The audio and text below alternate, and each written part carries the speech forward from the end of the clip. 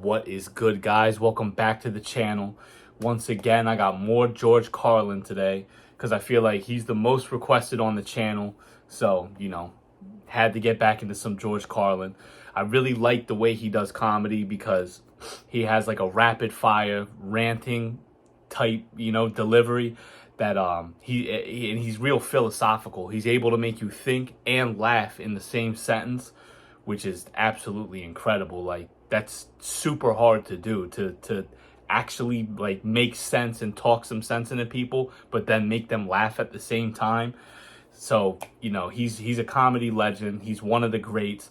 And ever since I started watching him on this channel, because of you guys introduced him to me, I've really come to like his comedy a lot. So today I got Dumb Americans by George Carlin, and I just know that this one's going to be good. So, without further ado, let's get into it. But say what you want about America, land of the free, home of the brave. We got some dumbass motherfuckers floating around this country.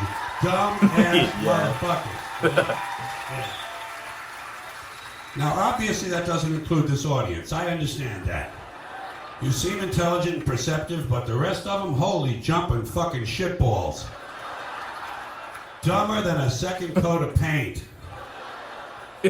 And this ain't just ranting and raving. This ain't just blowing off steam. I got a little evidence to support my claim.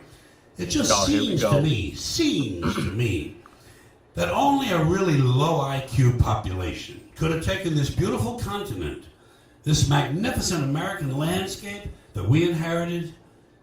Well, actually, we stole it from the Mexicans and the Indians, but hey, it was nice when we stole it. It looked pretty good. It was pristine. Paradise. Have you seen it lately? Have you taken a good look at it lately? It's fucking embarrassing. Only a nation of unenlightened half-wits could have taken this beautiful place and turned it into what it is today, a shopping mall. A big fucking shopping mall. You know that? I mean, he's not lying. That's all you got.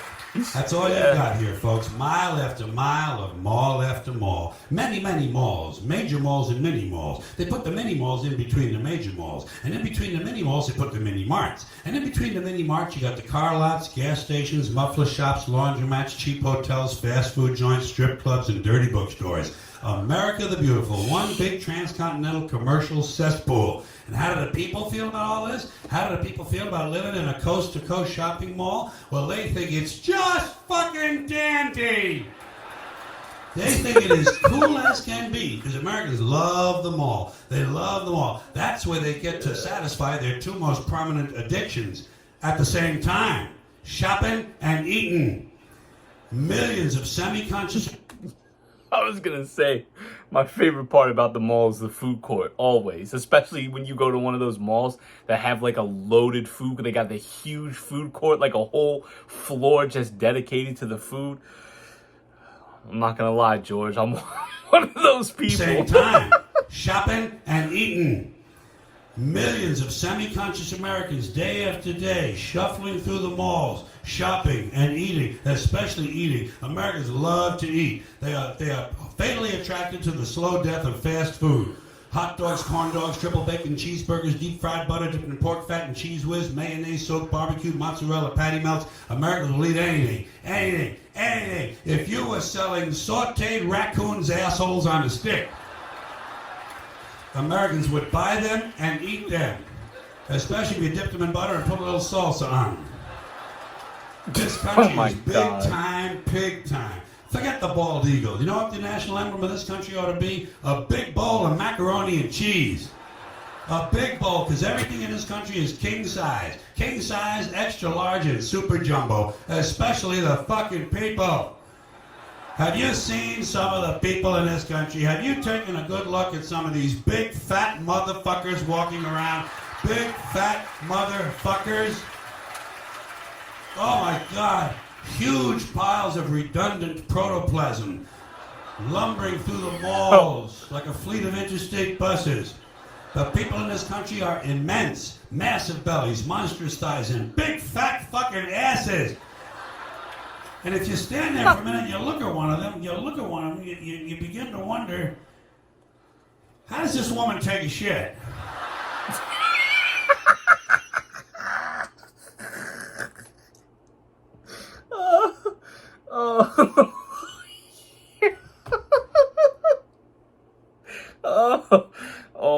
God. How does this woman take a shit? We've all thought it. Shit? And even more frightening, how does she wipe her ass? Can she even locate her asshole? She must require assistance. Are paramedics trained in this field? Yo, that's when you have to get in the shower right after you go. There's no way other than getting in the shower and man, letting the water hit it. Otherwise, you're gonna be stinking. And standing right next to her, of course, with a plate full of nachos and a mouthful of pie, is her clueless fucking husband, Joe Sixpack. With his monstrous swollen beer belly hanging dangerously out over his belt buckle, this guy ain't seen his dick since the Nixon administration. And if you stand there and you look at the two of them, you begin to wonder to yourself, do these people fuck? Is this man actually capable of fucking this woman? It doesn't seem structurally possible that these two people could achieve penetration. Maybe they're in that Cirque du Soleil or something. Telling you, the people in this country, every one of them is 50 pounds overweight. They are gargantuan. And in the summertime, God help us, in the summertime, they all want to wear short pants. Jesus, Lord, protector of all that is good and holy, deliver me from fat people in short pants. They all got short pants, big bellies, fat thighs, and dumb kids. Short pants, big bellies, fat thighs, and dumb kids. Every one of them's got two dumb-ass kids with them. And the whole family is wearing T-shirts, and every one of them's got the same T-shirt. I'm with stupid. Apparently in this country, the stupids are an extended family. And besides wearing them T-shirts, every one of the families got on a backpack. They got a backpack strapped to their back so they can carry around lots of stupid shit. And the reason they got to carry their stupid shit strapped to their backs is because their hands must remain free at all times to hold food. And to get that food up to the mouth where it gets shoveled in with all the rest of the disgusting shit they ate that day. And another reason for the backpacks is these people are going to buy even more stupid shit. They ain't got enough stupid shit at home. They just had a stupid shit sale. They ain't got to buy more. They're going to go out in the parking lot and stuff this stuff into the big, fat, ugly, oversized SUV that's got plenty of room in it. Plenty of room in it for stupid shit and lots of room left over for these big, fat, ugly motherfuckers to get them home. Stopping, of course, for jelly roll and fried dough. These people are efficient, professional, compulsive consumers. It's their civic duty. Consumption. It's the new national pastime. Fuck baseball. It's consumption. The only true, lasting American value that's left. Buying things. Consumption. Buying things. People spending money they don't have on things they don't need. Money they don't have on things they don't need. So they can max out their credit cards and spend the rest of their lives paying 18% interest on something that costs $12.50. And they didn't like it when they got it home anyway. Not too bright, folks. Not too fucking bright. But if you talk to one of them about this, if you isolate one...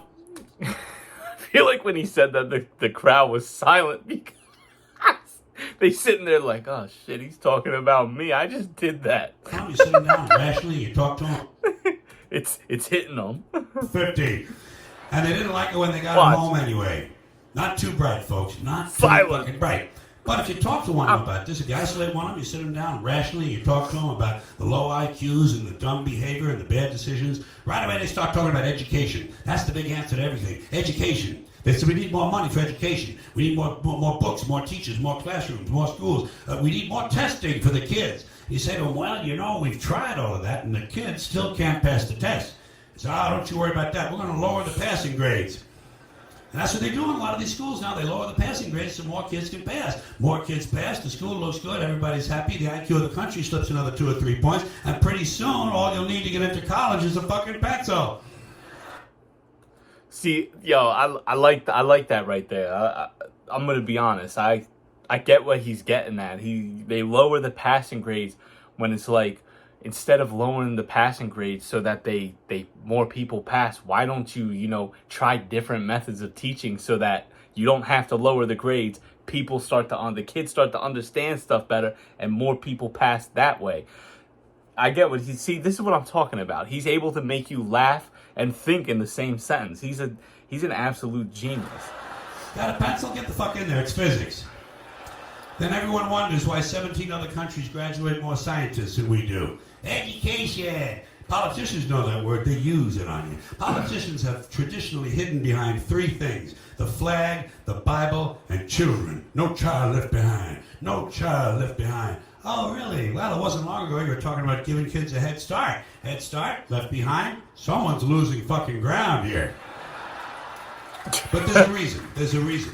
There's a reason for this. There's a reason education sucks, and it's the same reason that will never, ever, ever be fixed. It's never going to get any better. Don't look for it. Be happy with what you got. Because the owners of this country don't want that. I'm talking about the real owners now. The real owners, the big wealthy businesses just that control things and make all the important decisions. Forget the politicians. The politicians are put there to give you the idea that you have freedom of choice. You don't. You have no choice. You have owners. They own you. They own everything. They own all the important land. They own and control the corporations. They've long since bought and paid for the Senate, the Congress, the state houses, the city halls. They got the judges in their back pockets.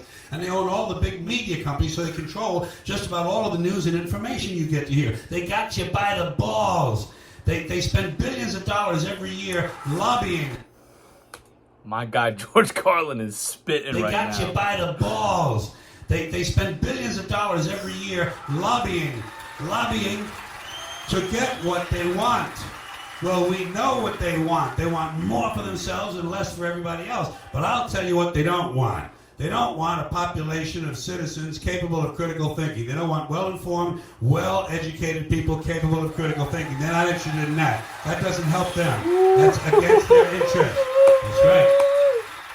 They don't want people who are smart enough to sit around the kitchen table and figure out how badly they're getting fucked by a system that threw them overboard 30 fucking years ago. They don't want that. You know what they want? Yo, I'm going to pause right there for a second. I don't know if people have been following that dude, Andrew Tate. Like, I'm not like a big follower. I don't really know much about him. But from what I've seen and what I've heard, like after I heard about him getting arrested and stuff, I looked at some of the stuff he was saying. And, dude, I see parallels in it. I see parallels. He's, you know, people had him locked up for, I don't know, for some... I don't know what exactly his whole story was, but yo, I see these parallels. There's these people that start spitting facts, and yo, people don't like it at all. I don't know if anything happened to George Carlin when he's like after this, if he was saying stuff and they started to shun him or try to silence him, but you'll hear a lot of people who have a big influence start saying stuff like this, and yo, like they really do try to shut them up. Like, my guy George Carlin is saying some stuff right now. They don't want people who are smart enough to sit around the kitchen table and figure out how badly they're getting fucked by a system that threw them overboard 30 fucking years ago. They don't want that. You know what they want? They want obedient workers. Obedient workers. People who are just smart enough to run the machines and do the paperwork, and just dumb enough to passively accept all these increasingly shittier jobs with the lower pay, the longer hours, the reduced benefits, the end of overtime, and the vanishing pension that disappears the minute you go to collect it. And now they're coming for your Social Security money. They want your fucking retirement money. They want it back so they can get... Yo, you know how many times I've worked in a job and I've tried to come up with ideas to help the process of the workplace, and I've been told, yo, we're not paying you to think. You're not getting paid to think. Just be quiet and do your job and just don't think about it. Like, yo, man, I love stuff like this. I love listening to vanishing pension that disappears the minute you go to collect it. And now they're coming for your Social Security money. They want your fucking retirement money. They want it back so they can give it to their criminal friends on Wall Street. And you know something? They'll get it. They'll get it all from you sooner or later because they own this fucking place. It's a big club, and you ain't in it. You and I are not in the big club. By the way, it's the same big club they use to beat you over the head with all day long when they tell you what to believe. All day long, beating you over the head in their media, telling you what to believe, what to think, and what to buy. The table is tilted, folks. The game is rigged.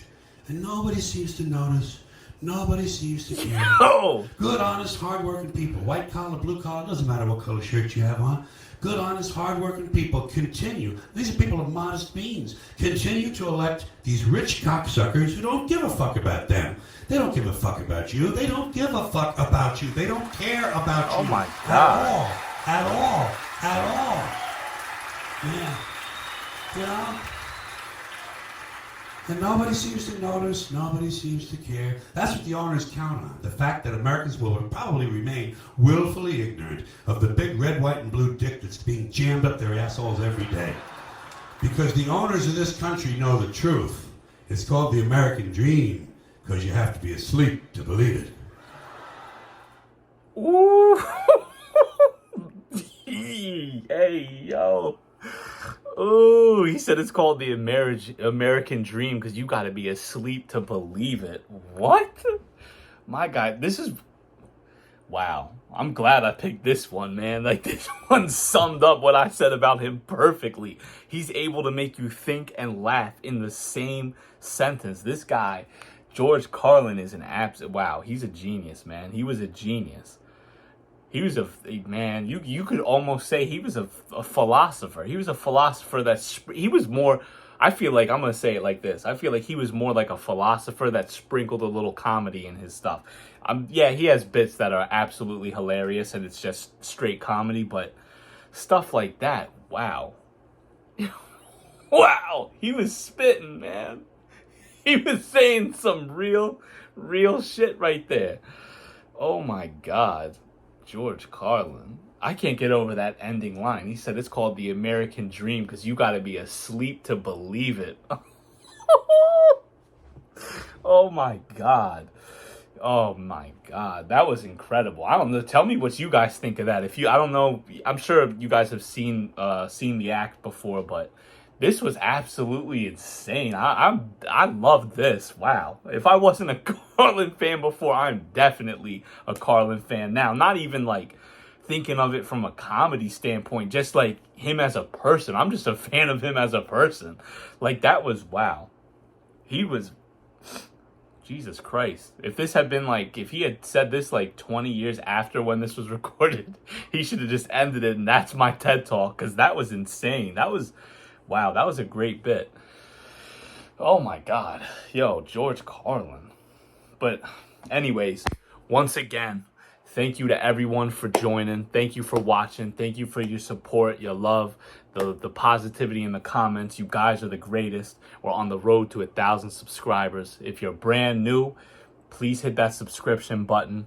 I'm definitely going to have more George Carlin on the way, along with many other things. If you guys have any suggestions of stuff other than comedians, like other funny stuff I should react to, let me know. I've seen people say they want me to do movie reactions. I did do the movie Friday, but the thing is, my equipment, my computer just doesn't have the capacity to be able to do movies like that. And I'm hoping in the near future, when I can upgrade my stuff, I'll be able to do like movie reactions and do some other stuff. But you know, keep naming comedians. If you got other funny stuff you think I should see, let me know. You know, if you got like a funny compilation, anything that's funny, that's worth watching, you know, suggest it to me and I'll get to it. You know, I got a big list of stuff. Been trying to go through it and all that. But yeah, you know, like I said, I appreciate you guys. You guys are the best. And I'm going to catch you guys next